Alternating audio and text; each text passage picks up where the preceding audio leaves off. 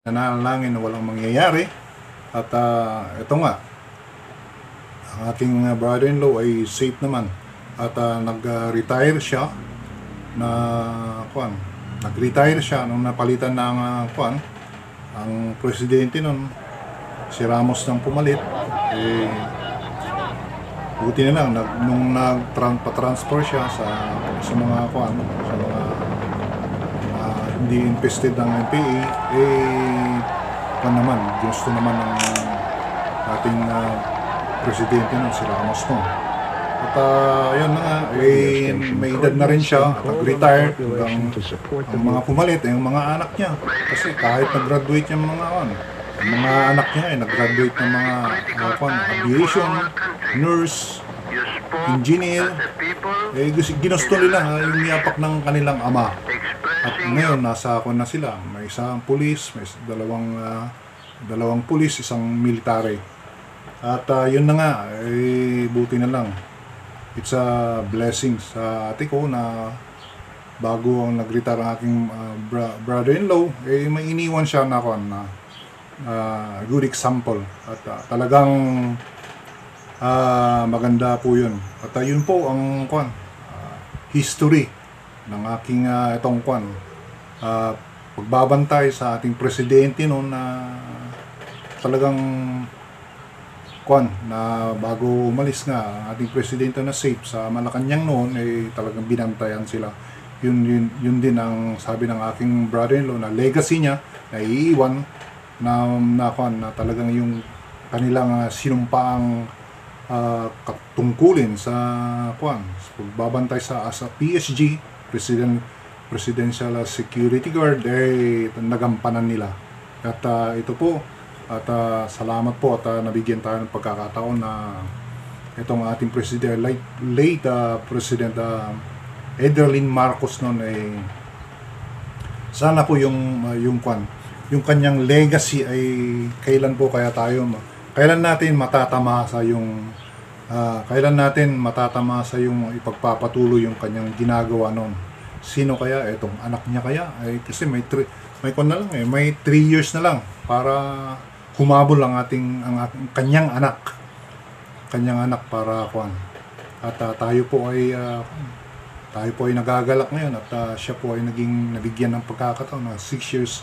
Kaya lang ang daming problema na dumating sa kanya at may mga durugista din, mga Ilocano mga Ilocano at durug dati there's so many na mga nagbubulong dyan na mga kung mali-mali ang binubulong, mali-mali ang mga advice ito salasalat ng problema.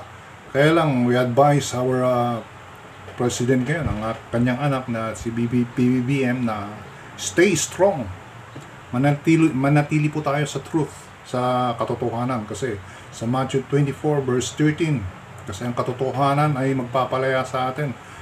Yung ginagawa niya ngayon na commission independent commission na ginagawa niya ngayon ay bantayan po yung mga tinatalaga niya doon. Na sabi nga ng atin, correct me if I'm wrong. Sabi ng ni Senador, hindi natin alam, totoo yun, correct me if I'm wrong sinasabi ni Senator isang senador, sabi na lang natin, wag natin banggitin yung kanyang pangalan, isang senador na sabi niya yung bangko kukunin na truth na independent commission para hindi walang balak o kaya may maitim na balak pagdating ng 2028, baka gagamitin lang yan na maging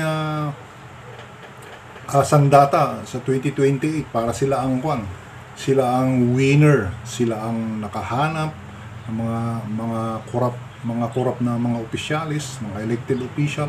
Magagamitin, sabi niya nga correct me if I'm wrong, tama ba to? Hindi. Sinasabi niya, tama nga naman sa aking palagay, tama nga naman, dapat yung independent na mag-imbestiga sa walang bahid politika at hindi politiko, hindi yung mga retired mayor na na nag-a-apply dyan na may konektado sa isang politiko na nag-iimbestiga ngayon.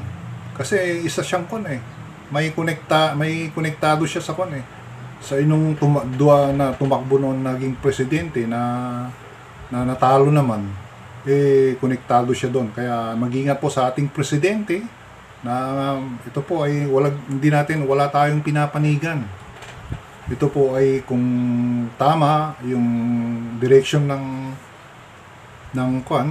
plano natin sa bayan, tama yung ginawa naman ng ating presidente, yung mga judge, mga formerly Supreme Court judge na magtutukoy yung mga corrupt na elected official at kakasuhan. Tama nga yun, pero yung mga mga retired na mga yun, mga judges o kaya mga Supreme Court judges, mga Supreme Court retired, tama lang yun.